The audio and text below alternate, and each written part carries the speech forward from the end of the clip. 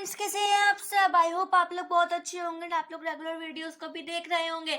नहीं देख रहे हैं तो प्लीज देख लो, वरना क्या कहाँ भाई कैसे हो गया, कुछ समझ नहीं आने वाला रे, कुछ नहीं आने वाला, क्योंकि बहुत तगड़ा बहुत ही लेंथी चैप्टर है और बहुत ही दिमाग मारने वाला चैप्टर है। कौन सा चैप्टर नंबर 3 जो कि हम पढ़ रहे हैं। ठीक है, हमने चैप्टर नंबर 3 में सब कुछ पढ़ लिया। क्या बचा हुआ है? सिर्फ और सिर्फ कोरोजन बचा हुआ था, और वही हम कोरोजन और एलॉयज ये बचे हुए थे। यही चीजें बची हुई थी जो कि हमें पढ़नी थी। एक्स्ट्रा चीज है, लेकिन क्वेश्चन 5 नंबर में जरूर आ जाता है। किसमें? एनुअल एग्जाम में 5 नंबर का क्वेश्चन जरूर आता है। जरूर जरूर जरूर आई टपक ही जाता है। 5 नंबर का ना है, 3 नंबर का आता है, 3 का ना है, 2 का आता है, 2 का ना है, 1 का आता है, पर आता जरूर है इस टॉपिक से, कोरोजन से। पहली बात, कोरोजन होता क्या? हम चैप्टर नंबर पहले मैं बता दूं, हम चैप्टर नंबर 3 पढ़ रहे थे, मेटल एंड नॉन मेटल। हमने इसमें मेटल एंड नॉन मेटल की physical and chemical properties complete कर ली थी। हमने इसमें जो हमारे पास आयनिक एंड कोवलेंट कंपाउंड से वो पढ़ लिए थे। और तीसरी चीज जो कि एक्सट्रैक्शन वाला पार्ट था, कि मेटल्स को कैसे एक्सट्रैक्ट किया जाता है, वो सब हमने इसमें कवर कर लिया था। आज हम कर रहे हैं corrosion topic. What is corrosion? पहली बात, कोरोजन क्या होता है? अगर कोई भी हमारे पास कोई भी सब्सटेंस है, लाइक अगर दीवार है, दीवार को कोई चीज, कोई कीड़ा उसके ऊपर लग गया, लाइक दीमक लग गई, तो वो खा जाएगी ना, उसको खाना स्टार्ट कर देगी दीवार के ऊपर।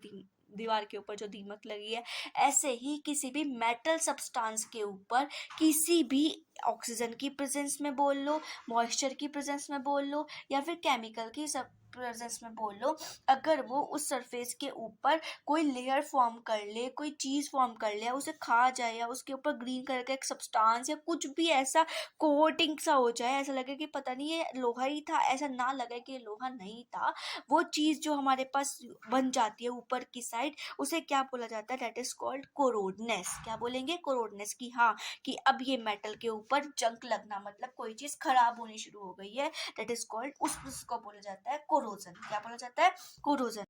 अब ये जो कोरोजन होता है वो बहुत सारी फॉर्म्स में होता है। वो लोहे के ऊपर लगता है, वो सिल्वर के ऊपर लगता है। जो इन चीज़ों को अलग अलग अलग अलग अलग अलग वर्डिंग्स दी गई हैं। क्या? कि अगर हम लोहे के ऊपर देखें, लोहे के ऊपर अगर कोई चीज़ लगी होगी तो हम उसे बोलते हैं रस्टिंग। क्या बोलते हैं? रस्टिंग। अगर कोई चीज़ क्या नाम है, सिल्वर के ऊपर लगे तो हम क्या बोलते हैं? सिल्वर सिल्वर ब्लैक हो जाती है, चांदी काली हो जाती है।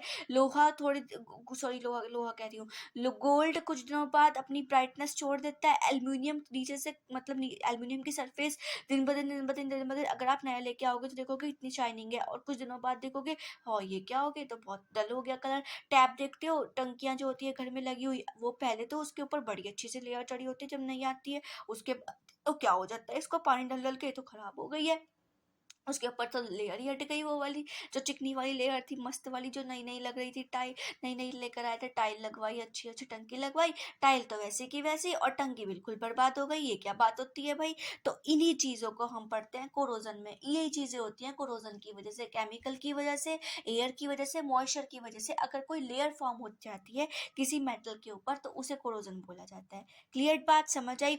अब हम पढ़ेंगे आयरन के ऊपर। अगर आयरन के ऊपर लेयर चढ़ जाए तो उसे क्या बोला जाएगा? रस्टिंग। अगर आपने क्या करा आयरन, पहले बात, रस्टिंग का फॉर्मूला क्या होता है? What is the formula of rusting? Rusting of iron, Fe2O3.XH2O।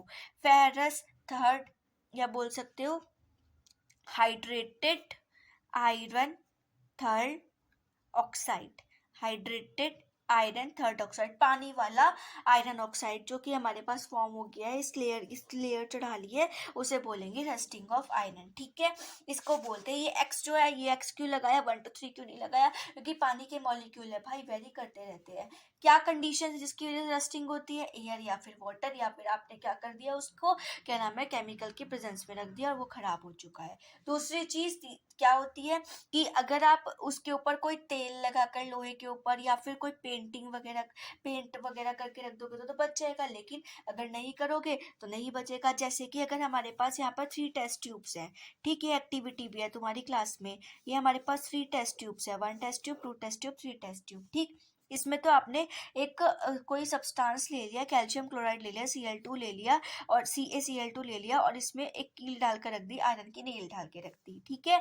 यहाँ पे दूसरे वाले में आपने कौन सा पानी लोगे, बॉइल्ड वाटर, उबला हुआ वाटर लोगे। उबले हुए वाटर में हमने क्या करा, कील डाल के रख दी और ऊपर तेल की लेयर, ऑयल की लेयर डाल के रख दी, ठीक है। ऊपर रबर कॉर्क लगा दिया, बंद कर दिया, ढक्कन लगा दिया, बंद कर दिया।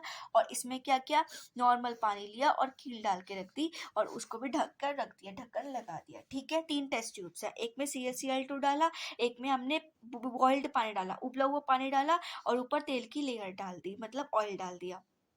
तीसरे वाले में सिर्फ नॉर्मल पानी डाला और कील डाल दी। कुछ देर बाद देखोगे, कुछ दिनों बाद देखो या देर बाद देखोगे, तो उसमें क्या देखोगे, CaCl2 क्या करता है, रस्टिंग को प्रिवेंट करता है। क्या करता है, रस्टिंग को प्रिवेंट करता है। एनहाइड्रस CaCl2 रस्टिंग को प्रिवेंट करता है, रस्टिंग नहीं लगने देता। इस कील के ऊपर कुछ फर्क नहीं पड़ेगा। बॉइल्ड जो हमारे पास पानी होगा, देखो जो पानी के अंदर ऑक्सीजन प्रेजेंट होती है, ऑक्सीजन प्रेजेंट होने की वजह से लेयर चढ़ जाती है, कई बार जंग लग जाता है। अगर ये लेयर ना हो, अगर ऑक्सीजन ना हो पानी के अंदर, तो कभी भी जंग नहीं लगनेगा। अगर हम बॉइल्ड वाटर ले ले, बॉइल्ड डिस्टिल्ड वाटर ले ले, तो उसमें तो डिस्टिल्ड वाटर, वो भी बॉइल्ड करके, तो ऑक्सीजन तो पक्का नहीं होने की। और हटाने के लिए ऊपर तेल डाल दो, ऑयल की लेयर डाल दो, तो वहां पर हमेशा क्या होगा, ये ऑयल की लेयर आएगी, ऑक्सीजन तो जानेगी नहीं, इस वजह से ये क्या हो जाएगा, कई बार पानी ठंडा होके भी ऑक्सीजन की लेयर अंदर आ जाती है। लेकिन अब तो पानी ठंडा ही नहीं होने का कोई फायदा ही नहीं है, तो इसलिए इस पर भी कोई भी रस्टिंग नहीं होगा। नेक्स्ट पार्ट आता है ये वाला कि हमारे पास पानी और पानी में कील है, इस पे जंग लगना स्टार्ट हो जाएगा कुछ दिनों बाद देखोगे तो। क्यों, क्योंकि इसके अंदर ऑक्सीजन प्रेजेंट है और ऑक्सीजन की प्रेजेंस में तो जरूर जंग लगता ही लगता है। ठीक, क्लियर बात, समझ आई इतनी चीज। नेक्स्ट चीज, क्या क्या प्रिवेंशन हम कैसे कैसे कर सकते हैं उसको, कि हम ना लगे इसके ऊपर जंग। कि ये नहीं कि पानी के अंदर डाल दो और फिर वो चीज करो, मतलब पेंट कर दिया और कील पानी के अंदर डाल दी तब जंग नहीं लगने लगा, ऐसा कुछ नहीं है। अपनी सेफ्टी अपने हाथ में होती है, ऐसे ही चीज हमारे सामान की सेफ्टी हमारे हाथ में है। ये नहीं कि आप उसको फिर से उसकी क्या नाम है उसमें डाल दोगे, क्या नाम है, जा भैया तू मर जाके यहाँ से, ऐसा कुछ नहीं होता, ठीक है। कैसे प्रिवेंट कर सकते हो, पेंट कर कर प्रिवेंट कर सकते हो किसी भी चीज को, कि मतलब लिमिट, जैसे फॉर एग्जांपल आपने पेंट किया 2023 में और फिर उसके बाद दोबारा से 5-6 साल बाद आपको लग रहा है कि हाँ ये फिर से जंग खा रहा है, तो आपने उसको उसके ऊपर दोबारा पेंट कर दिया, उसकी जो लेयर होगी पहली वाली उसको थोड़ा सा हटाकर उसको घिस कर दोबारा से उसके ऊपर पेंट कर दिया, तो उसके ऊपर कभी भी जंग नहीं लगेगा। सेकंड, उसके ऊपर ग्रीसिंग कर कर, जो आपने देखी होगी साइकिल की जो चेन होती है, चेन को ग्रीस करा जाता है। क्या किया जाता है, ग्रीसिंग की जाती है, ऑयल लगाया जाता है, ताकि वो उसके ऊपर जंग ना लगे, इसलिए ही लगाया जाता है और वो सही से चलती रहे, कभी भी अटके ना, ठीक है। थर्ड, गैल्वेनाइजेशन कराकर, बहुत इंपॉर्टेंट है, बहुत इंपॉर्टेंट क्वेश्चन है, बहुत ही ज्यादा इंपॉर्टेंट, कि हम कैसे रस्टिंग ऑफ आयरन को प्रिवेंट कर सकते हैं गैल्वेनाइजेशन कर। व्हाट इज गैल्वेनाइजेशन, गैल्वेनाइजेशन वो प्रोसेस है जहां पर किसी भी आयरन हमने कुछ भी ले लिया, उसको एक बहुत पतली सी थिन लेयर ऑफ जिंक उसके ऊपर कोट कर दी, जिंक की लेयर कोट कर दी जाए, तो हम उसको क्या बोलते हैं, उसको क्या बोलते हैं, गैल्वेनाइजेशन। तब वहाँ उस पर जंग कभी भी नहीं लगता है। जो बड़े बड़े ड्रम्स होते हैं, आयरन की शीट्स जो ड्रम्स बनाने में, जैसे जो गांव से बिलोंग करते हैं उनको तो पता ही होगा कि जो गेहूं रखे जाते हैं, वो उस जो लोहे के इतने बड़े बड़े ड्रम होते हैं, उसके अंदर डस्टबिन लोहे के आते हैं, या फिर शेड होते हैं ऊपर, जो रूफ छत होती है, छत पे जो शेड होता है कई बार वो लोहे का डाला जाता है, तो उसके ऊपर भी जिंक की लेयर डाल दो, चढ़ा दो, तो कभी भी इससे जंग नहीं लगता। थर्ड फोर्थ चीज जो होती है, जो टैप्स होती है, मैं आपको अभी बता रही थी, टैप के ऊपर लग जाता है, टैप के ऊपर कोटिंग की जाती है टिन की या फिर क्रोमियम की। वो आती है ना बेस्ट क्वालिटी वाली, ये क्वालिटी वो क्वालिटी, कुछ क्वालिटी नहीं होती, सारी टंकियां एक जैसी होती है, मटेरियल का फर्क होता है, वो जो मटेरियल उसके अंदर डला होता है, तुमने लोहा लगा भी रखा है उसमें नहीं लगा रखा, बस इसी चीज का फर्क होता है और किसी चीज का फर्क नहीं होता।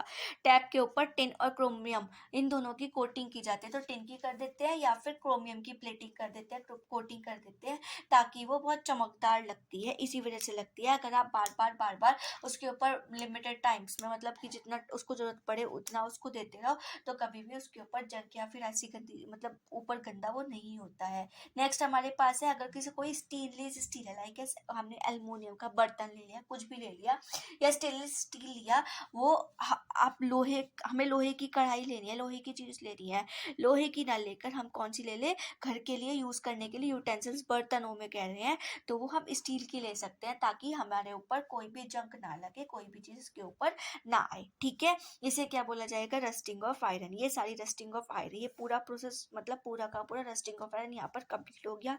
इसके प्रिवेंशन हो गए, क्यों होता है, और एक एक्टिविटी हो गई, दैट्स इट, बहुत है। नोट्स आपको टेलीग्राम चैनल पे मिल जाएंगे, आप प्लीज़ चेकआउट कर लेना वहाँ पर। मैं नोट्स जल्दी से जल्दी अवेलेबल वहाँ पर कर दूंगी, लिंक नीचे डिस्क्रिप्शन बॉक्स में है। ठीक है, नेक्स्ट आता है हमारे पास एल्यूमिनियम के ऊपर। एल्यूमिनियम के ऊपर कैसे लगता है उसको देखते हैं। देखो, एल्यूमिनियम, एल्यूमिनियम में क्या होगा, हमने बाजार से कोई बर्तन खरीदा, ठीक है, हम शौक शौक से बर्तन ले आए कोई भी, उस बर्तन को हम बहुत अच्छे से यूज़ कर लिया, शाइनी है, बहुत मज़ेदार है, अच्छा से अपने घर वालों ने तारीफ कर दी, अरे वाह बेटा तो बड़ा अच्छा बर्तन लेके आया, बड़ा अच्छा बर्तन लेके आई है, वाह वाह ये तो बड़ा ही शाइनी है, ये तो बड़ा ही चमकदार है, अच्छा ठीक है, ओके थैंक यू। और कुछ दिनों बाद, अरे सुनियो जरा, इधर को आइयो, ये क्या कर दिया तुमने, ये तो इतना बेकार हो गया हो, ये तो बिल्कुल शाइनी था, ये तो बिल्कुल यहाँ से हट चुका है, इसकी तो शाइनीनेस ही चली गई, इसकी चमकदारी चली गई, ये क्या हो गया।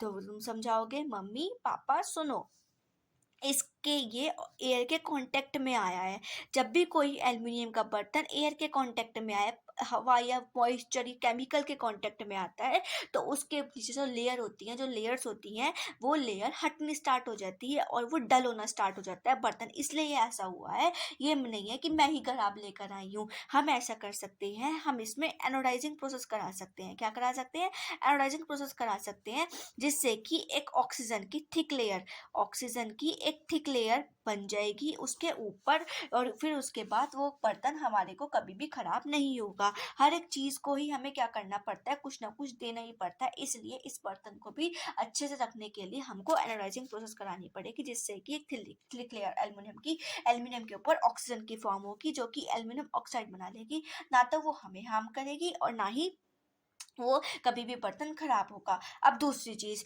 जो कुकिंग यूटेंसिल होता है, मैं बुराई नहीं कर रही, हाँ तुम यूज़ करो कोई दिक्कत नहीं है, लेकिन जो एल्युमिनियम का बर्तन होता है, जब वो ऑक्सीजन की लेयर चढ़ाता है, और वो ऑक्सीजन की लेयर क्या करेगी, वो धीरे धीरे करके फिर एयर के कांटेक्ट में आएगी फिर से, और जब ऑक्सीजन की लेयर O2 की लेयर फिर से एयर के कांटेक्ट में आती है, कई बार ओजोन लेयर के कांटेक्ट, कई बार मतलब जो नेसेंट ऑक्सीजन होती है वो भी वहाँ पे प्रेजेंट हो सकती हैं, तो वो O3 मतलब बहुत हार्मफुल चीज़ें बना सकता है, इसलिए हमें कभी भी एल्युमिनियम का बर्तन यूज़ नहीं करना चाहिए, क्योंकि एल्युमिनियम के बर्तन में खाना बनाने से कैंसर भी हो सकता है। मैं ये नहीं कि खिलाफ जा रही हूँ इस चीज़ के, नहीं लेना चाहिए बेटा, सस्ता आता है, जो अफोर्ड नहीं कर सकते वो तो लेंगे ही, लेकिन जो अफोर्ड कर सकते हैं वो क्यों ले, वो अपनी क्यों तबीयत खराब करे, वो तो स्टील का बर्तन यूज़ कर ही सकते हैं ना, स्टील का बर्तन यूज़ करो, लोहे का बर्तन यूज़ करो, लेकिन एल्युमिनियम यूज़ नहीं करना चाहिए। नेक्स्ट है हमारे पास, that is called corrosion of, इसको कहते हैं corrosion of aluminium, corrosion of copper. Copper का कोरोजन देख लेते हैं कैसे होता है। कॉपर का कोरोजन भी जब कॉपर रेड ब्राउन कलर का होता है, वो क्या करेंगे, कॉपर जब भी एयर के कांटेक्ट में आता है तो अपने ऊपर थोड़े दिनों बाद ग्रीन कलर की लेयर फॉर्म कर लेता है।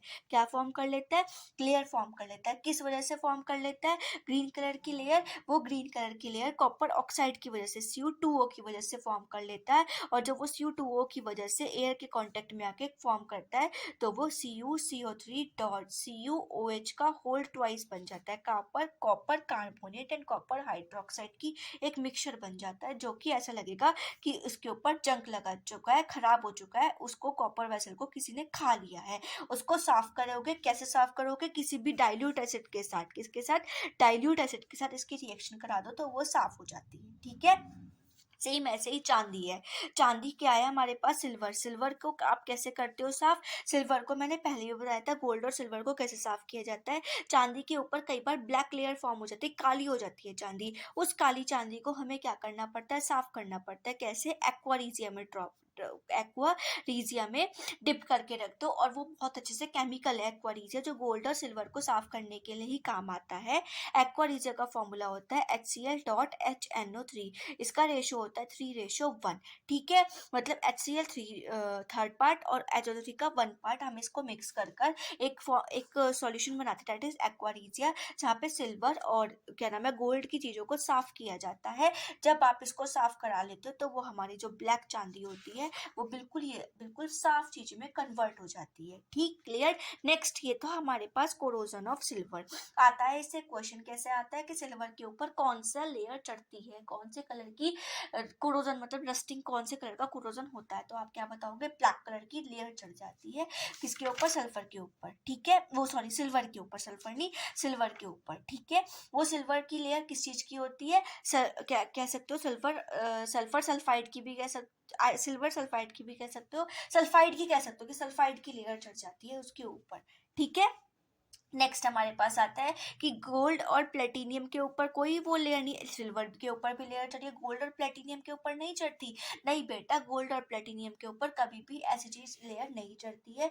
क्यों नहीं चढ़ती, क्योंकि वो हाईली रेजिस्टेंट होते हैं कोरोजन से, मतलब वो बचने वाले होते हैं, उनके ऊपर कभी भी जंग नहीं लगता। वो डल तो हो सकते हैं, शाइनीनेस उनकी कम हो सकती है, लेकिन वो कभी भी कोरोड नहीं होते, ये कोरोजन उसको नहीं बोलोगे। ठीक है, नेक्स्ट आते हैं अब एलॉयज पर। वाटर एलॉयज, एलॉयज क्या है, अगर आपने क्या किया, बहुत सारे मेटल्स लिए, सपोज हमने ले लिया, क्या लिया हमने लिया कॉपर लिया और जिंक लिया, दोनों को पिघलाया और पिघला के साथ में मिला दिया, मिलाकर एक सब्सटेंस मिल जाएगा दैट इज ब्रास।